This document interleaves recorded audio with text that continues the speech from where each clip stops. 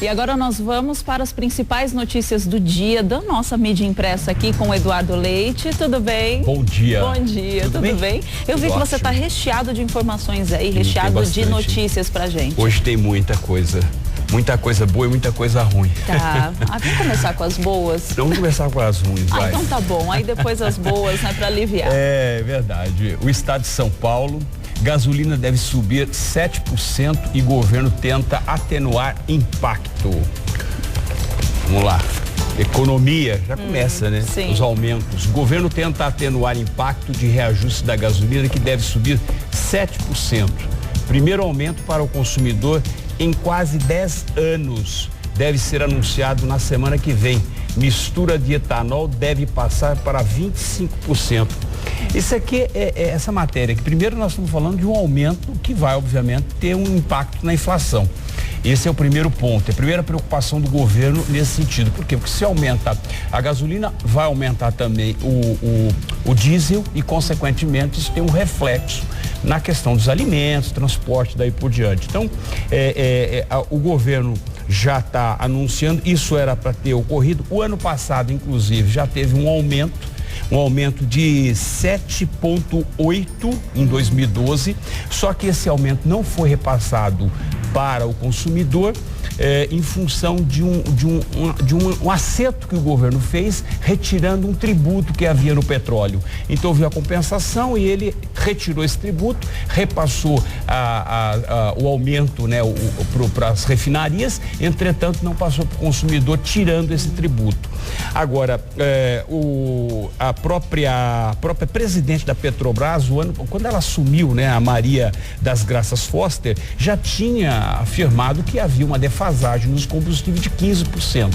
Então esse 7,8 foi tirado ano passado, ou seja, foi repassado, e agora com esse aumento de 7% nos combustíveis e de 4 a 4,5%, que é justamente na questão do óleo diesel. Então nós vamos ter esse primeiro impacto em relação a esse problema. Existe até um detalhe aqui, ele diz o seguinte: o temor do governo o temor é que isso não se repita e agora o governo fique com o pior dos mundos, abra mão de receitas e ainda não atinge o objetivo de atenuar o impacto do reajuste dos combustíveis para o consumidor. Então a preocupação é essa, ou seja, já perdeu o imposto no ano passado e de repente com esse aumento acaba tendo aí um problema e não consiga resolver efetivamente a questão dos combustíveis, né? Porque a Petrobras precisa de muito investimento para poder resolver os problemas internos. Outro problema não, na verdade isso aqui o consumidor vai gostar. Dilma assina lei que reduz conta de luz.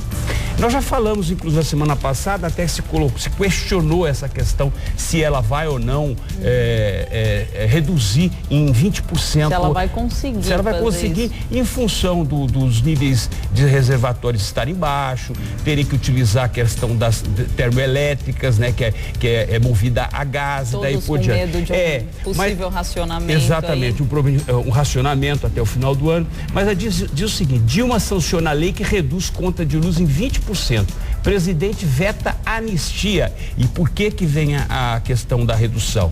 Porque ela vetou a anistia de 250 milhões anuais, ou seja, esses 250 milhões eram na verdade, empresas que participaram de uma licitação em 11 hidroelétricas leiloadas em 2000 e 2002 que nunca entraram em funcionamento. E aí o que ela fez? Ela, para poder manter essa redução de 20% na conta de luz, ela na verdade não vai anistiar os 250 milhões e ainda por cima, mais vetos. O presidente também barrou a devolução de valores recolhidos dos consumidores. Aqueles que recolhem a mais, ela não vai devolver esse dinheiro para poder fazer essa redução de 20%. Né?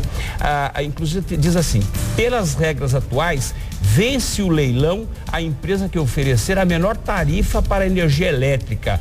Antes ganhava a usina que oferecesse o maior valor que a taxa de uso do bem público. Então, na verdade, antes era a questão o que tinha preferência era a questão do que quanto o governo iria ganhar. Hoje não, é quem a usina, a questão da licitação é para quem oferece uma tarifa mais interessante, né? Então, eu acho que é justo isso. Então, esse é o estado de São Paulo. Então, nós temos um aumento e uma redução. Ela aumento achou um outro caminho para honrar essa economia toda que ela conseguiu e vem se acomodando. A gasolina, depois de 10 anos, tem esse reajuste. No passado teve, e aí agora a questão da redução. A gasolina já era de se esperar, estava ameaçando. Já há bastante tempo. Agora, 4 em 10 alunos do SISU são de escola pública. Essa matéria aqui, inclusive, tem sido bastante noticiada nesses últimos dias. 4 em cada 10 estudantes do SISU são do ensino público. O que na verdade esse sistema de seleção unificada é justamente para poder buscar aqueles que estudam na rede pública, né, para poder cumprir até uma lei de cotas, né, nas universidades públicas, nas universidades federais. Então, aqui de 1.950.000 estudantes inscritos no SISU, 830 disputaram as vagas que são destinadas exclusivamente aos alunos que cursaram todo o ensino médio na rede pública. Então aí, prestigiando, obviamente, de forma justa, a todos os estudantes da rede pública. Até 2016 tem que se atingir 50% das vagas tem que ser destinada a essa lei de cotas, né? Hoje nós estamos em 44,3%. Então falta pouco. Até 2016 o governo vai conseguir atingir esse nível. E aí nós temos aqui uma outra matéria que também ontem foi bastante noticiada, né? Pastor ganha passaporte diplomático. Documento permite acesso à fila de entrada separada em aeroportos e facilita a obtenção de vistos. E aí 2 líderes de uma igreja, né? Dentre eles o Valdemiro Santiago, líder da Igreja Mundial, recebeu ontem, foi publicado no Diário Oficial, esse passaporte, né, o passaporte diplomático. Aí tem quem está criticando, mas só que existe aí uma questão importante. A assessoria do Ministério das Relações Exteriores afirmou, porém, que o documento não garante a imunidade diplomática ou privilégio em regiões aduaneiras. Então não tem nenhum benefício, ou seja, não tem nenhuma imunidade diplomática. É simplesmente para ter acesso e a facilidade de entrada. Aí vem uma questão aí. Tradicionalmente, o documento é dado a 2 cardeais da Igreja Católica. Então nós temos 2 cardeais que também recebem aí da Igreja Católica, que recebem esse passaporte diplomático. Então é o que hoje nós temos aí com relação à questão do agora. Tá certo. E o Diário de São Paulo? Diário de São Paulo. Aí nós temos aqui e mais aumento. Passagem de ônibus em São Paulo vai aumentar até junho. Aliás, foi até um pedido da própria presidente, a Dilma, né? Porque essa tarifa era para ser aumentada agora. Então, tarifa de ônibus na capital vai subir até junho, diz Haddad. Segundo o prefeito, a intenção é aplicar reajuste menor do que o índice da inflação acumulado desde 2011, ano do último aumento na passagem. Porque em 2011, janeiro de 2011, nós tivemos o aumento da passagem de R$ 2,70 para R$ 3,00. E agora tudo indica aqui que nós vamos ter aí um aumento de R$ 3,00 para R$ 3,30 ou R$ 3,40, que é o que está se noticiando aí, né? Porque, na verdade, não foi divulgado pela prefeitura qual vai ser o aumento. Então, isso até junho nós vamos ter essa questão do aumento aí da passagem de ônibus em São Paulo. E outra matéria aqui piso de 755 das domésticas já vale em 1º de fevereiro. Então, as domésticas vão ter um reajuste.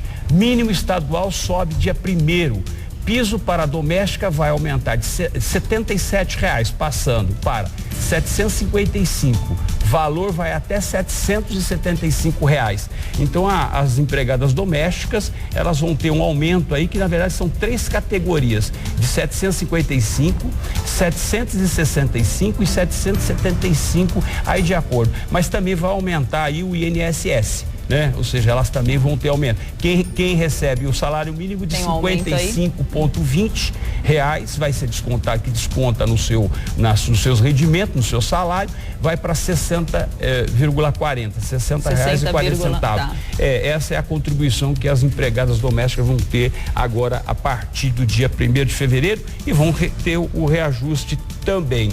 Então nós tivemos aqui o mínimo, ok. Vamos lá pro metro. O que tem o metro? O metro tem aqui 2 matérias. A primeira, barulho lidera o ranking das reclamações em São Paulo. Sempre o patinho feio da história, as reclamações sempre é com relação ao serviço público, o péssimo serviço público de São Paulo. Mas dessa vez aqui o barulho liderou o ranking de queixas na ouvidoria. Balanço, foram 72 reclamações registradas em novembro, desbancando o mau atendimento em órgãos públicos e falta de iluminação, porque sempre era o serviço público e a questão da falta de iluminação que lideravam o ranking. Agora não, agora na verdade começou a questão aí do psil, né? Ou seja, o barulho. E quem realmente estiver incomodado com o barulho tem que reclamar mesmo, né? E aí nós temos uma outra matéria aqui no metro, que golpes disparam com a internet e bate recorde. Vamos ver aqui, ó. Tentativa de fraude bate recorde em 2012. Segurança, mais de 2 milhões de tentativas foram registradas pela Serasa em 2012. Um consumidor é vítima a cada 14 segundos, uma pessoa é vítima na internet. 14 segundos. Né? Isso é importante. Aí vai algumas dicas de segurança. Primeiro, não fornecer seus dados pessoais para pessoas estranhas. Segundo, não fornecer ou confirmar suas informações pessoais ou número de documentos por telefone. Não perder de vista seus documentos quando solicitados para ingresso em determinados ambientes ou negócio. Quarto, não informar o número dos documentos quando preencher cupons em sorteios ou promoções. Quinto, não fazer cadastros em sites que não sejam de confiança e manter atualizado o antivírus do seu computador. E último, sexto, cuidado com os dados nas redes sociais que possam ajudar golpistas a se passar por você. Tem algum site específico, alguma área aí falando da porcentagem maior? Não. O que tem aqui, você participação no setor em 2012, telefonia 35%, serviço 35%, bancos e financeiras 18%. Às vezes as pessoas, elas buscam um número de documento para poder fazer aqueles levantamentos, aqueles financiamentos, aqueles créditos, né? Varejo 10% e outros 2%. Então aí nós temos aí a questão. Então vai um alerta aí para as pessoas tomarem muito cuidado com a internet, né? E obedecer pelo menos essas dicas de segurança, que são as mínimas, né? Não abrir qualquer e-mail que acabam roubando aquela senha. Então isso é uma coisa muito importante. Então vai aí a tentativa, essa questão da tentativa de fraude. É o que nós tínhamos aqui no metro. E-mail com vírus é o que a gente mais recebe, mas dá para ver, dá para identificar rapidinho. Isso sem dúvida. E aí nós temos aqui Folha de São Paulo. Nós temos primeiro aqui, Rio Pinheiro se vinga de descaso com pernilongos. Ou seja, os pernilongos na verdade estão se vingando. Vamos ver a matéria aqui que diz vingança do Pinheiros. À margem da favela de Paraisópolis, ao lado de um condomínio de alto padrão no Morumbi, aquele com terraço de forma de leque para exibir as piscinas privativas de cada um dos seus apartamentos. Sempre foi o símbolo da desigualdade em São Paulo. E aí o que acontece? Você sabe que nós tivemos muitos investimentos no Rio Tietê, no Rio Pinheiros. E aí o que ocorre? O cheiro continua, a poluição continua. E por conta até desse descaso, né? Ou seja, descaso porque a gente não consegue resolver esse problema desse rio que atravessa São Paulo. Esses dois rios que atravessam e que são interligados ali na marginal. Então, nós temos aí, pelo menos, o Pernilongo é mais democrático que a cidade. Ataca quem aparece pela frente, de morador da favela ao apartamento com piscina privativa. Acho que nós temos aí, parece que alguém para poder Sim, eu ia explicar. falar isso agora, tirou as palavras da minha boca. Então, desculpa, eu me antecipei. Imagina, que isso. Nós temos ao telefone a Lúcia Schuller, que é bióloga. Lúcia, tá aí com a gente? Tô ouvindo. Eu falei certo o seu sobrenome? Lúcia Schuller, corretamente. Tá certo. Seja bem-vinda ao Revista da Cidade. Muito obrigada pela sua participação. Até gostaria de fazer uma pergunta. Por que os pernilongos se proliferam nessa época do ano? Bom, isso está relacionado com mais focos, né, mais coleções de água disponíveis, aumento da temperatura, tudo isso aumenta a proliferação desses insetos, né? Sim. E no caso do Rio Pinheiros, em especial, isso está relacionado com a poluição do rio, porque o pernilongo, né, que o pessoal chama de pernilongo, na minha terra eu chamo de mosquito, porque eu sou carioca, mas é tudo díptero, né? E eles são parentes, vamos dizer, do Aedes. A diferença é que o pernilongo não transmite a dengue, nem outras doenças relacionadas ao Aedes, mas ele incomoda muito, né? Tem, inclusive, horários de passagem diferentes. E ele dá uma preferência para as águas poluídas. E o Rio Pinheiros, como a maioria dos rios que cortam nossa cidade, são rios poluídos que formam pequenas coleções de água nas margens em função do acúmulo da vegetação, que cresce aceleradamente no verão, e aí vão formando aquelas piscinas de água poluída, e é onde o mosquito ou pernilongo coloca os seus ovos. Esses ovos são colocados em forma de jangadinha, são ovos, são coleções, né, de ovos, e elas eclodem muito rapidamente, de um dia para o outro já eclodem. Então a atividade é muito intensa. Então, se não for feito nenhum trabalho nessas margens, um trabalho bastante acelerado na época do verão, quem está na região sofre demais, né? Mas esse é um problema recorrente lá do Rio Pinheiros, não é? Todo ano é a mesma história, né? E o que faz para afugentar esses pernilongos? O que os moradores devem fazer? Bom, existe uma série de alternativas. Nenhuma delas é 100%, né? Mas você pode usar, o que parece que tem funcionado melhor é a citronela, né? O uso da planta e o uso de derivados dessa planta, velas e soluções, né, feitas com essas essências. Isso é um recurso. O outro recurso importante é você usar telas nas janelas. Nem todo mundo usa esse recurso, né? O uso de ventiladores também. Os ventiladores dificultam muito a que o mosquito erga voo. Principalmente porque dentro de casa, quando o mosquito entra, ele vai se esconder debaixo de cama, atrás de cortinas, debaixo de móveis, atrás de estantes, né? Locais assim escuros. E aí quando você senta na mesa para digitar no computador, o mosquito começa a te morder na perna, né? Porque ele já fica ali esperando o receptor, né? O hospedeiro, que é a gente, né? Que está despendendo CO2. Doutora Lúcia. Fale. Doutora Lúcia, me diz uma coisa, esse tipo de pernilongo, ele pode proliferar algum tipo de doença? Ele pode transmitir algum tipo de doença? Pode, mas essas doenças não são recorrentes em São Paulo, não são endêmicas aqui, né?